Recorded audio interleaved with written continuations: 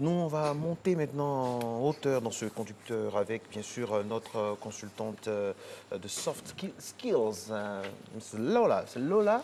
Oui. Hi, Lola. Hi, Marco. How are you? Fine, what about you? I'm doing very well. Okay, let's go today. On peut revenir dans notre nation assez francophone. Voilà, pour partager qu'on est parti vers l'école. avec tout le monde, le plus grand public. En version baoulée, Laura, allez-y. Ah, là, ça c'est compliqué. Ah non, c'est pas normal. Ça, parce non, que mon Ingessa n'est pas baoulé. Ah bon? Non, non, du tout. C'est où? À l'Adjan. Ah d'accord. Voilà, mais ne me demandez même comment on pas dit de... bonjour Voilà, en justement, n'allons pas là-bas non plus. Mais ça aussi, c'est du soft skills. C'est du soft skills en version Aladian. Allez, exactement. Aujourd'hui, nous allons parler de choses et d'autres, comme toujours avec vous. On va parler d'entreprendre, mais pas seulement. Là, on passe à un autre niveau. On doit entreprendre pour réussir. Exactement. Entreprendre, mais surtout entreprendre pour réussir. Parce que trop souvent, on se dit, les procédures pour créer son entreprise ont été allégées, simplifiées dans notre pays. Donc, ça y est, je me lance, j'y vais en 48 heures, j'ai mon registre de commerce, etc. Je peux commencer à travailler, créer mon entreprise, etc. Et très souvent, ce qui se passe, les gens se disent que d'avoir, on va dire, une boutique, un magasin, des bureaux, ça veut dire entreprendre. Embaucher, recruter, avoir des personnes tous les jours qui s'asseyent dans le local, ça veut dire entreprendre. Pas du tout. Entreprendre pour réussir, alors tout va dépendre de ce que l'individu va appeler réussite. Et ça va varier d'une personne à une autre, mais ce qu'il faut savoir, c'est qu'ensemble, on peut s'accorder sur ce que n'est pas la réussite. Ce que n'est pas la réussite, c'est fermer son entreprise après, par exemple, 1 an, 2 ans, 3 ans, etc.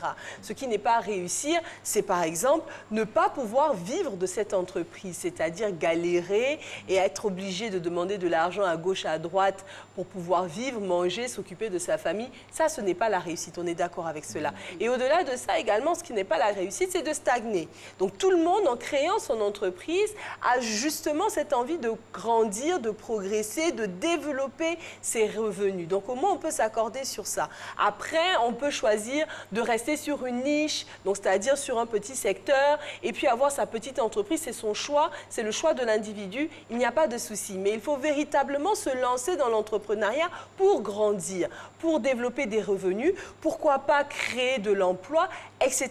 Être une véritable valeur ajoutée pour soi-même, pour sa famille, pour son pays, etc. Donc déjà, on est d'accord sur ce volet-là. Comment est-ce que ça va se faire? J'aimerais donner 3 grandes phases. La première des phases, ça va véritablement être la question, et du moins la réponse au pourquoi. Pourquoi je veux entreprendre? Pourquoi je veux entreprendre? J'insiste encore dessus. Pourquoi je me lance? Parce que le pourquoi va déterminer la résistance. Le pourquoi va amener l'individu à pouvoir se lever même quand c'est dur. Le pourquoi va amener l'individu également à résister, on va dire, aux difficultés, à la concurrence, aux aléas de l'économie, au départ de certains employés stratégiques, etc. Le pourquoi, c'est ce qui t'amène à te lever à 4 heures du matin et affronter les challenges de ton activité. Le pourquoi. Donc, pour réussir, déjà, il faut avoir un pourquoi suffisamment solide qui va résister aux intempéries de l'entrepreneuriat. Donc, une personne qui se lance et qui ne s'est jamais posé la question du pourquoi, aujourd'hui, je t'invite à le faire. Il faut pouvoir répondre de manière explicite à ce pourquoi. Si on te croise dans la ville, tu dis « je veux entreprendre » et on te demande pourquoi tu veux entreprendre, il faut que tu aies une réponse. Et il faut surtout que ce soit une vision qui ne tienne pas dans ta poche. Donc, tout ce que tu peux faire aujourd'hui, dont tu as les ressources, les moyens, on va dire, tous les éléments sont rassemblés pour que tu puisses réaliser cette réponse-là, ce n'est pas un bon pourquoi. Le pourquoi n'est pas assez solide. Le pourquoi ne doit pas tenir dans ta main. Le pourquoi doit être quelque chose que tu n'as pas encore fait, que tu n'as jamais fait, que les gens n'ont jamais vu. Ton pourquoi, c'est par exemple au moment où le moteur de recherche Google a été créé, par exemple, on va dire les personnes derrière le projet se disaient, nous, on veut créer un moteur de recherche qui va permettre d'accéder à l'information mondiale en un clic. C'était ce qu'ils voulaient. Quand vous tapez sur un mot lambda sur Google, vous avez des milliards de réponses. Vous avez, c'est-à-dire que plus personne ne doute de la capacité à ce moteur de recherche de te fournir l'information, de nous fournir l'information. Ils y sont parvenus. Ils y sont parvenus. Au moment où ils lançaient, ils n'avaient certainement pas développé tous les aspects pour pouvoir accéder à l'information mondiale. Mais c'est ce qui a permis à tous les développeurs, à toutes les personnes qui ont travaillé dans la machine de se lever le matin et de se motiver parce que c'était un challenge. Commencez avec votre pourquoi, commencez avec un challenge que vous vous lancez et développez votre projet d'entreprise. La deuxième question qu'il faut absolument se poser, c'est vraiment le comment. Le comment. Le comment, c'est quoi? C'est la stratégie intégrale de votre projet d'entreprise. Donc, ça va déjà commencer par votre expertise. Donc, comment je réalise le pourquoi? Comment je réussis à atteindre cette vision? Et c'est là qu'on va souvent demander à l'individu de développer son business plan. Donc moi, aujourd'hui, je ne vais pas rentrer dans la polémique parce qu'il y a deux courants. Il y a des gens qui te disent on peut entreprendre son business plan. Il y a des personnes qui vous disent que vous ne pouvez pas entreprendre sans avoir un business plan. Quel que soit le bord, le camp, business plan ou pas business plan, allez, vous devez... mouillez-vous, Laura, c'est trop facile. Vous êtes de quel côté? En tout cas, pour une personne qui a envie de développer son activité au-delà de son pays, au niveau international, qui veut faire des levées de fonds, etc., vous avez besoin d'un business plan. Après, si vous voulez faire une petite activité perdue dans un petit village, c'est clair que le business plan n'est pas utile et nécessaire. Pourquoi? On décèle là votre partie. Hein. Non, voilà, exactement. On m'a demandé de choisir mon camp. Pourquoi dans un village, on n'a pas besoin de Alors, parce que généralement, le business plan, il est obligatoire lorsqu'on cherche des investisseurs. Il y a des paysans malaisiens avec une coopérative qui ont réussi à avoir une banque et un hélicoptère. Oui, non, mais totalement. Donc, ça a commencé dans un village? Ça peut commencer dans un village, mais si votre objectif n'est pas forcément de sortir du village, vous n'êtes pas obligé de... Est-ce que l'objectif ne peut pas augmenter au fur et à mesure? Oui, au fur et à mesure, totalement. Donc, à un moment donné, lorsque vous avez envie de vous développer, même pas forcément à l'international, mais justement attirer des investisseurs, là, vous avez obligation de faire un business plan. En fait, ce que j'essayais d'expliquer, c'est que le business plan est obligatoire à un moment donné. Et là, ce n'est plus une question de courant de pensée, c'est une question d'obligation pour être conforme aux exigences des banques. Vision évolutive. Exactement, des banques, des investisseurs, etc. Vous ne pourrez pas, par exemple, participer à des compétitions nationales, internationales sans avoir un business plan. Donc, quand on dit vous n'avez pas besoin d'un business plan pour commencer, c'est vrai dans un certain cas, mais après, si vous voulez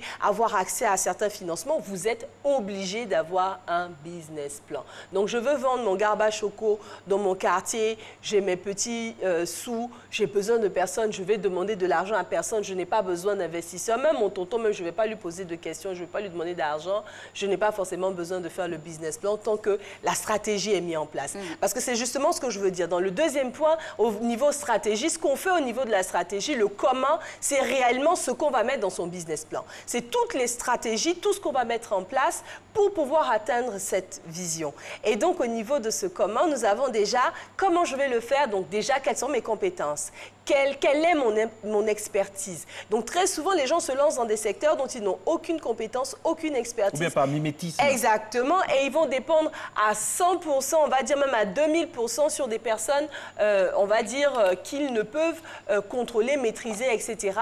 Et ils s'étonnent qu'en cours de route, telle personne m'a lâché, telle personne m'a lâché, je n'avais pas l'expertise moi-même. Donc, il faut mettre en place un modèle qui nécessite, qui nécessite des compétences extérieures, mais également soi-même, on doit avoir une certaine, on va dire, valeur ajoutée pour le business. Parce que, je me permets de vous arrêter. Oui, bien sûr. Alix a ouvert son restaurant, elle a Ruby-sur-On, Pignon-sur-Rue, et forcément, puisque Alix l'a fait, Marco veut faire aussi, ou bien X veut faire. C'est-à-dire, le mimétisme, c'est l'une des plaies de l'entrepreneuriat. Exactement. Et le mimétisme, c'est quoi? C'est juste copier ce que le voisin fait en se disant que le voisin... Ça marche bien. Voilà, ça marche. Donc, et c'est forcément une opportunité à saisir tout de suite, se lancer. Mais ce qui fait que Alix a lancé son business et que ça marche, c'est que peut-être Alix est vraiment une cuisinière extraordinaire. Elle a pensé le truc depuis longtemps. Voilà, elle a un petit assaisonnement qui fait que son poisson, on viendra l'acheter du pôle Nord, je dis ça comme ça, mais je veux dire,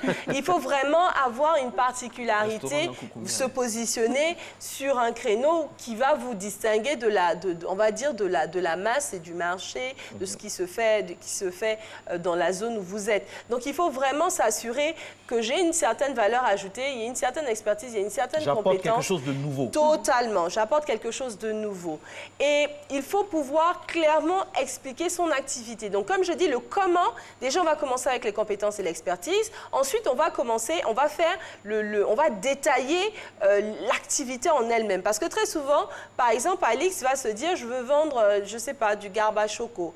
Et puis, elle va dire, je vends du garba à choco, mais elle se dit, bon, je vends. C'est qu'est-ce que je vends? Je vends pour vendre. Voilà, je vends. J'ai payé à checker, je vends. Mais la personne ne s'est pas assise et détailler ses activités. Non, il faut comprendre que, par exemple, dans une activité comme, de restauration, comme, par exemple, garba choco, on va commencer au départ avec quoi? Avec l'achat de la matière première. La matière première, ça veut dire quoi? Il faut identifier les fournisseurs. Il ne faut pas juste dire, je vends. Je vais payer la checker chez la dame qui est assise juste à côté, qui a un atchecker qui est hors de prix, plutôt que d'aller l'acheter chez des grossistes et minimiser mes coûts en faisant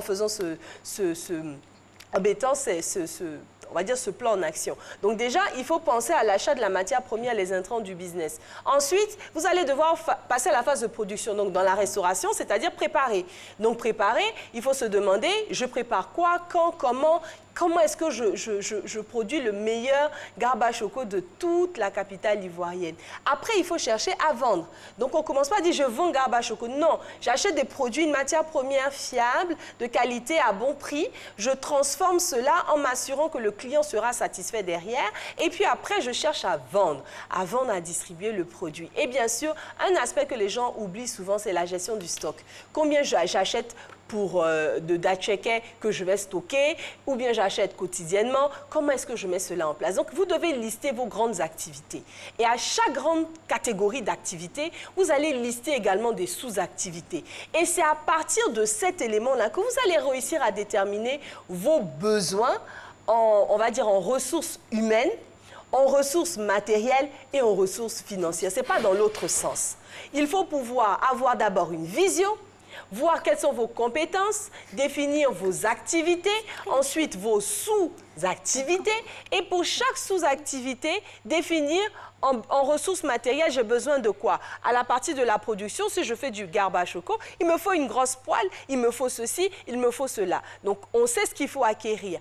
Après, il faut se demander également en ressources humaines, est-ce que je peux faire toute la chaîne de production ou est-ce que je dois me faire aider? Donc, beaucoup de personnes commencent une activité en disant, je vais avoir 2 assistantes, je vais avoir 3 chauffeurs, je vais avoir 5 comptables, etc. Non, c'est le détail que vous allez réaliser sur vos activités qui va définir les ressources humaines nécessaires et également les besoins financiers. Lorsque vous avez défini vos activités, vous passez maintenant à la phase de commercialisation. La commercialisation, c'est je vends à qui? Je vends à qui, c'est surtout se demander qui sont vos clients. Qui sont vos clients, comment est-ce qu'ils se comportent, à quel moment ils achètent ce plat, etc.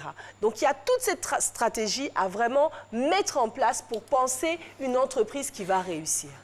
En tout cas, c'est méthodique. Hein? C'est méthodique, c'est méthodique. C'est méthodique et c'est vraiment les grandes lignes à ne pas oublier et terminer toujours par un niveau de gestion financière impeccable. Ne pas confondre, on va dire, les finances de l'entreprise et les finances personnelles. C'est très facile de le faire lorsqu'on est entrepreneur individuel. On a créé soi-même son entreprise. On travaille, on va dire, seul. Donc, l'argent qui rentre automatiquement dans la poche de l'individu, il dépense l'argent, il prend l'argent, il se dit qu'il va remettre cet argent-là en place tout de suite, mais non, ça crée des problèmes. Il faut arriver à faire dissocier du moins ces 2 revenus-là, ce qui m'appartient, ce qui appartient à l'entreprise, pour ne pas se retrouver avec des problèmes de trésorerie à un moment donné. C'est l'image de la femme qui vend de la loco et qui reprend l'argent dans la caisse pour aller faire une course alors qu'il faut dissocier. Il faut dissocier, il faut avoir cette rigueur-là. Il faut pouvoir se dire que j'ai mis l'argent, j'ai mis tel montant dans l'entreprise, voilà ce que ça me rapporte aujourd'hui, voilà combien je me paie. Et pour pouvoir faire ça, il faut clairement se définir un salaire. Ne pas utiliser ce qui va arriver, tout ce qui va rentrer, la recette, parce que la recette n'est pas un bénéfice. Vous avez vendu cet aloco, ce garba, etc. Vous avez fait une recette quotidienne de, je ne sais pas, 40 000 francs. Ces 40 000 francs, ce n'est pas votre revenu. Parce que c'est pour ça que je dis à chaque fois, il faut penser à l'après, donc la gestion du stock. Il faut pouvoir réacheter votre matière première de départ, la checker, le poisson, l'huile, etc. Donc, il faut pouvoir dissocier cela. Donc, pour un entrepreneur, c'est capital de penser à sa formation. C'est vrai, on peut commencer au départ petit, mais il faut voir grand, mais surtout investir sur soi, se former et s'assurer qu'on met tout en œuvre pour pouvoir, on va dire, combler ses lacunes.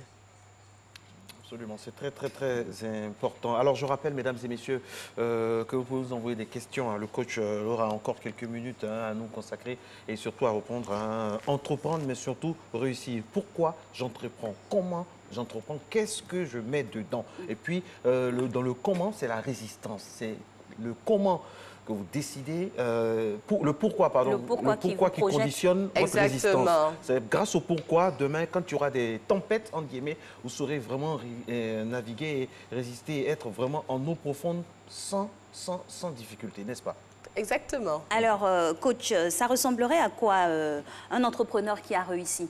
Tout le parcours, hein, depuis tout le parcours, ça commence avec une personne qui a plein de rêves, qui à un moment donné se dit « j'ai fait la mauvaise décision de me lancer, j'ai envie de tout arrêter », mais qui résiste et qui est toujours prêt à repenser le projet, qui accepte la critique et qui met le client au devant. Donc le client, c'est la raison d'être de l'entrepreneur, celui qui va acheter le service ou le produit, ça va véritablement être la raison d'être et la motivation. Qu'est-ce qu'on n'apprend pas à l'école? Qu'est-ce qu'on n'apprend pas dans le coaching? Qu'est-ce qu'on n'apprend pas mais qui est déterminant dans l'entreprise? Il y a quelque chose, parce que tout ce que vous dites là, il y en a qui mettent ça à bon escient, qui l'utilisent mais qui n'y arrivent pas du tout, qui pataugent encore. Oui, mais qu'est-ce qu'il fait? Il doit y avoir ce supplément d'âme, ce petit truc, je ne sais quoi, qui peut... Des prédispositions peut-être aussi. Alors, c'est clair qu'il y a une ADN pour les entrepreneurs. C'est ce qu'on a vu la dernière fois en parlant des prédispositions pour entreprendre. Une personne qui n'a pas peur du risque, qui n'a pas peur de l'échec, une personne qui est déterminée, une personne qui est curieuse, etc. Donc ça, ce sont les prédispositions. Mais comme dit Marco, il y a de fortes chances que l'individu, lorsqu'il va se lancer, il va mettre tout en place, il va se faire coacher, il va avoir les bons réflexes, il va avoir la bonne organisation, le pourquoi, le comment, sa stratégie, une bonne gestion, etc. Mais il n'y arrive pas. Très souvent, il faut se poser la question, est-ce que le produit ou le service proposé est le bon? Donc, il faut toujours se demander le bon produit au bon moment. Quand on prend par exemple le e-commerce en Côte d'Ivoire, il aurait été créé il y a 15 ans, 20 ans, l'individu aurait pu faire tout ce qu'il voulait pour lancer son service en ligne de vente, je ne sais pas, de chaussures, ça n'aurait pas marché. Parce qu'il faut également prendre en fait la maturité de son marché. Il faut prendre cette maturité du marché, il faut pouvoir identifier un besoin qui n'a pas été adressé ou un besoin qui a été mal adressé. Donc tout ça va être déterminant. Il peut avoir toutes les étapes cochées, mais en réalité derrière, déjà le produit était bancal, le service était bancal, ne répondait pas véritablement à un besoin et il n'y avait en face pas véritablement de demande. Donc quand il n'y a pas de demande, lorsque la taille du marché est petite, c'est vraiment difficile de pouvoir percer et réussir. Vous avez parlé de quelque chose de très important, la taille du marché. Est-ce à dire qu'entreprendre doit forcément rimer avec innovation, quelque chose d'inédit? Alors, de préférence, oui. C'est-à-dire que pour pouvoir, on va dire, dominer la concurrence, il faut s'assurer de venir avec une proposition qui ajoute de la valeur pour le client. C'est-à-dire que pas forcément l'innovation révolutionnaire qui va dire vous allez apprendre à marcher avec la tête. Non, pas forcément juste ça. Un peu plus de rigueur. Exactement. Il faut pousser la réflexion un peu plus loin que ce que les concurrents actuels font. Parce qu'il faut que l'individu, lorsqu'il voit votre service, il dit « Ah tiens, c'est vrai, j'utilisais ce produit-là, mais je découvre qu'aujourd'hui, je peux l'utiliser un peu plus ou différemment et apporter peut-être un peu plus de bien-être à mon quotidien. » Je prends un exemple concret dans le restaurant d'Alix, puisque c'est notre restaurant, c'est notre affaire récurrente par rapport à ce thème. Je sais préparer, c'est bien. Je prépare bien, c'est doux, tout ça, c'est comestible. La concurrence à côté prépare aussi bien. Mais la concurrence livre. OK, vous venez, moi je vais livrer, et non seulement je vais livrer, et je vais proposer un emploi du temps de menu. Voilà, c'est comme ça que ça doit fonctionner. Exactement. C'est-à-dire que la livraison va être un service qui va permettre à toutes ces personnes qui ne peuvent pas se déplacer de pouvoir consommer vos produits, on va dire, à distance. Ou encore, ça peut être les heures d'ouverture. Ça peut être les heures d'ouverture. Peut-être le magasin, le restaurant d'à côté ouvre à partir de 11 h mais ferme à 20 h 30 et vous dites on est ouvert jusqu'à minuit. Donc là, vous cherchez à toucher on va dire une cible de travailleurs qui travaillent et qui rentrent tardivement à la maison. Peut-être le jeune célibataire qui n'a personne à la maison pour lui faire à manger et qui, au passage, en rentrant, va s'arrêter et acheter à manger chez vous. Donc, il faut toujours chercher à répondre à un besoin ou à mieux servir une clientèle qui est on va dire, pas pris en compte. Voilà, donc généralement, c'est cela. C'est très important. De tout compte fait, il faut bien observer. Il ne faut pas se lancer pour se lancer. C'est pour ça qu'on dit entreprendre pour réussir. Pour réussir. Parce que le but, c'est de réussir. Et le passage de la fidélisation des clients, c'est très important également. Oui, totalement. Et ça, c'est souvent un aspect, merci beaucoup Alix, qui est très souvent oublié.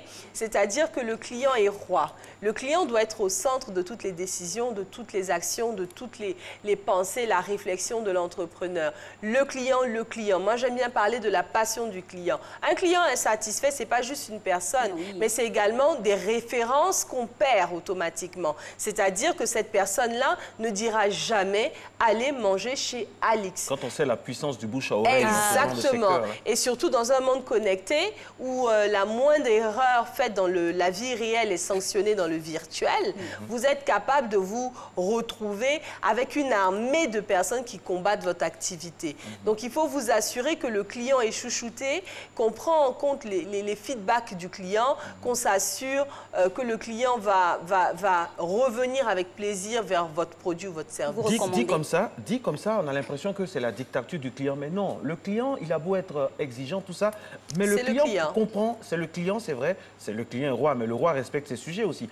Le client va savoir, même quand vous faites des efforts, même quand il n'est pas totalement satisfait, le fait que vous avez fait des efforts, Exactement. la manière. Exactement. Voilà. Le service après-vente. Le service après-vente. Après, pendant vente même. Pendant et après-vente. Mais c'est également, par exemple, lorsque vous allez dans un restaurant et que, par exemple, en cuisine, on s'est trompé sur le plat a été servi. Lorsqu'on signale au serveur, bon, c'est pas ce que j'ai commandé, hein, changez-moi ce plat. Il ne faudrait pas que le serveur dise c'est sorti, tu manges, moi je ne peux rien faire, on ne peut pas retourner. Parce que l'idée c'est quoi? C'est de se dire que le client va payer pour un service, il va payer pour un produit. Il faut qu'à la fin de la journée, ce qui va sortir de sa poche en termes de paiement soit en fait véritablement à la hauteur de ce qu'il a payé, ce qu'il a acheté, ce qu'il a recherché. Il ne faut pas dire au client ce que tu as payé, il faut partir. Ce n'est pas ce qu'il a voulu. Il faut toujours essayer de comprendre le besoin du client et se dire, OK, je comprends. Ou même des fois faire des promotions ou se dire, ce n'est pas ce que je fais d'habitude, mais juste pour fidéliser. Juste pour fidéliser, je vais accepter de le faire comme ça aujourd'hui. Mais sachez que dorénavant ou la prochaine fois, on ne le fera pas comme ça. C'est vrai.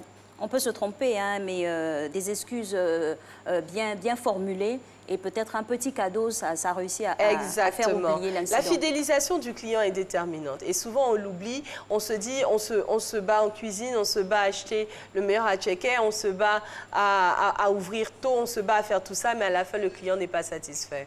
Merci beaucoup à vous, coach Lola, experte en soft skills. C'est toujours un plaisir de s'abreuver à la source de votre savoir inépuisable. Merci en tout cas à vous aussi. Vous avez pris des notes, hein, vous nous envoyez toutes les questions à son prochain passage. Elle se fera le plaisir de vous répondre.